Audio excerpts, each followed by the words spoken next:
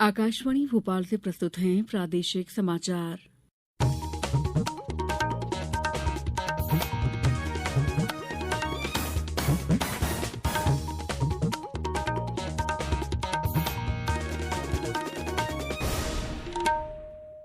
नमस्कार, समाचारों के साथ मैं दीपा सिंह। सबसे पहले मुख्य समाचार। प्रदेश में विधानसभा निर्वाचन के लिए मतगणना की तैयारियां पूरी, 3 दिसंबर को आएंगे नतीजे।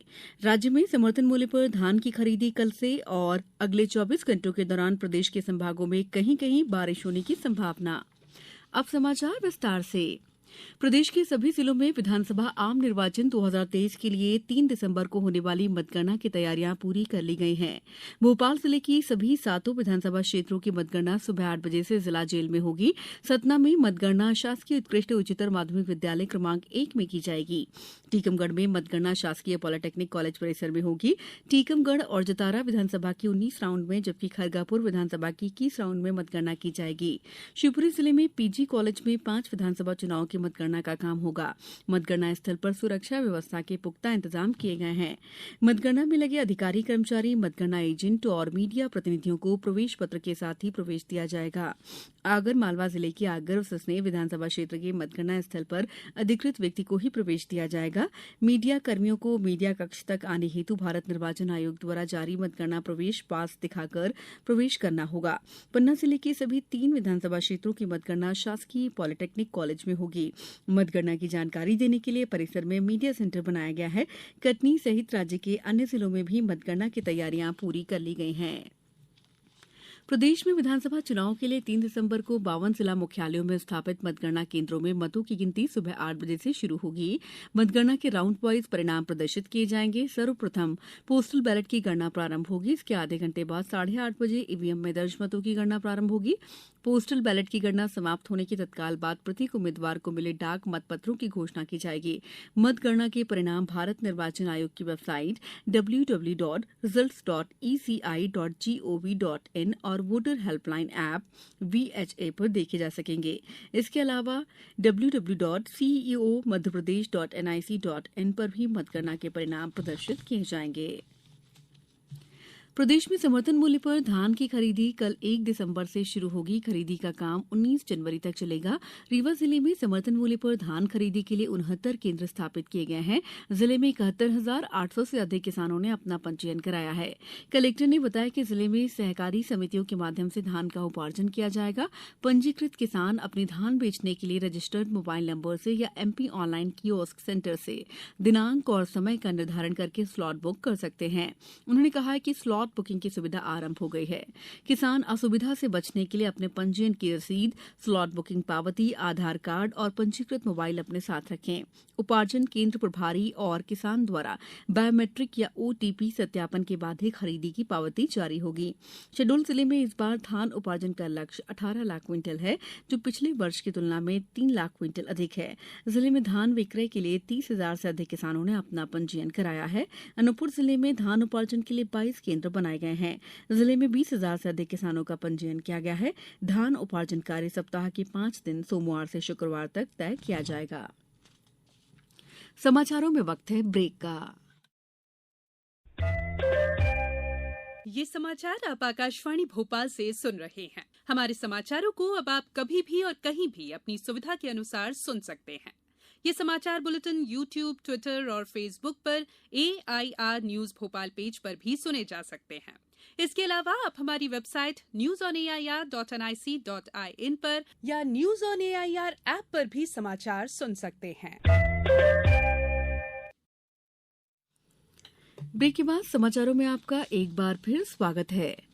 राष्ट्रपति द्रौपदी मुर्मू ने आज पुणे के खडकवासला में राष्ट्रीय रक्षा अकादमी NDA के 145वें बैच की पासिंग आउट परेड का निरीक्षण किया। राष्ट्रपति ने रक्षा कर्मियों को प्रशिक्षित करने के लिए किए जा रहे प्रयासों के लिए NDA की सराहना की। उन्होंने विश्वास जताया है कि कैडेट समर्पण और वीरता की परंपराओं को आगे बढ़ाएंगे। उन्होंने कहा कि परेड में शामिल महिला कैडेट महिला सशक्तिकरण का प्रतीक है। राष्ट्रपति ने कहा कि वसुधैव कुटुंबकम हमारी संस्कृति है और सेना देश में शांति, स्थिरता और समृद्धि को बढ़ावा देने में पूरी तरह सक्षम है। प्रदेश के मुख्य सचिव इकबाल सिंह बैस 2 सेवा वृद्धि की अवधि समाप्त होने के बाद सेवानिवृत्त हो गए हैं। इसके साथ ही भारतीय प्रशासनिक सेवा की 1988 बैच के अधिकारी वीरा राणा ने प्रदेश के मुख्य सचिव का कार्यभार भी संभाल लिया है। ये दूसरा अवसर है जब मध्यप्रदेश में किसी महिला अधिकारी को मुख्य सचिव का पद मिला है। वीरा राणा वर्तमान में माध्यमिक शिक्षा मंडल के अध्यक्ष हैं। उनके पास कृषि उत्पादन आयुक्त का अतिरिक्त प्रभार है। इसके साथ ही अब उन्हें मुख्य सचिव पद का अतिरिक्त प्रभार दिया गया है। रक्षा मंत्री राजनाथ सिंह की अध्यक्षता में रक्षा अधिग्रहण परिषद ने आज सशस्त्र बलों की क्षमताओं को बढ़ाने के लिए 2,23,000 करोड़ रुपए के पूंजी अधिग्रहण प्रस्तावों को मंजूरी दी है। रक्षा मंत्रालय ने कहा है कि कुल खरीद का 98% घरेलू उद्योगों से प्राप्त किया जाएगा। इससे आत्मनिर्भरता के लक्ष्य को प्राप्त करने के लिए भारतीय रक्षा उद्योग को बढ़ावा मिलेगा।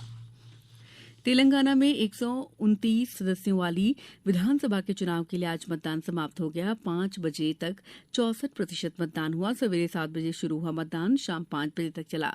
वामपंथी उग्रवाद से प्रभावित 13 निर्वाचन क्षेत्रों में शाम 4 बजे तक वोट डाले गए। चुनाव में 2,290 उम्मीदवार मैदान में हैं। इसके साथ ही सभी 5 राज्यों में विधानसभा चुनाव की मतगणना 3 दिसंबर को होगी। प्रदेश में पिछले 4 दिनों से मौसम सर्द है। पिछले 24 घंटों के दौरान प्रदेश के 9 संभागों के जिलों में कहीं कहीं वर्षा दर्ज की गई। सबसे अधिक 4 सेंटीमीटर बारिश गोहरियार में, जबकि 3 सेंटीमीटर बारिश गाडरवारा में हुई। पन्ना में दिन भर रिमझिम बारिश का दौर जारी रहा, जिससे तापमान में गिरावट दर्ज की गई। छतरपुर में आज सुबह से बारिश से खेतों में बोई गई गेहूं, चना, सरसों, मटर की फसल को फायदा होगा। मुरैना में भी अचानक बदले मौसम के मिजाज ने तेज सर्दी का एहसास करा दिया है। मौसम केंद्र भोपाल ने अगले 24 घंटों के दौरान प्रदेश के सभी संभागों के जिलों में कहीं कहीं बारिश होने या गरज चमक के साथ बौछारें पड़ने की संभावना जताई है। साथ ही कुछ जिलों में तेज हवाओं के साथ ओलावृष्टि भी हो सकती है। इस दौरान राजधानी भोपाल में गरज चमक के साथ बौछारें पड़ने की संभावना है। अब कुछ समाचार संक्षेप में। वाराणसी की एक अदालत ने आज भारतीय पुरातत्व सर्वेक्षण ASI को ज्ञानवापी मामले में अपनी सर्वेक्षण रिपोर्ट दाखिल करने के लिए 10 दिन का और समय दिया है। अब ASI को 11 दिसंबर को रिपोर्ट दाखिल करनी होगी। देवास और सीहोर जिलों के सभी न्यायालयों में 9 दिसंबर को राष्ट्रीय लोक अदालत का आयोजन किया जाएगा।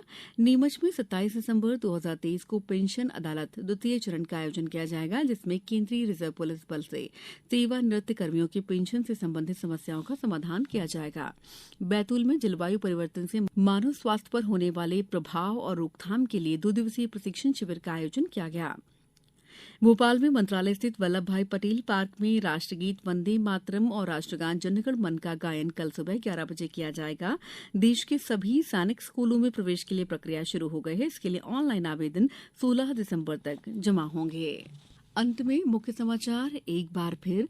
प्रदेश में विधानसभा निर्वाचन के लिए मतगणना की तैयारियां पूरी। 3 दिसंबर को आएंगे नतीजे। राज्य में समर्थन मूल्य पर धान की खरीदी कल से और अगले 24 घंटों के दौरान प्रदेश के संभागों में कहीं कहीं बारिश होने की संभावना। इस बुलेटिन में इतना ही। दीजिए इजाजत। नमस्कार।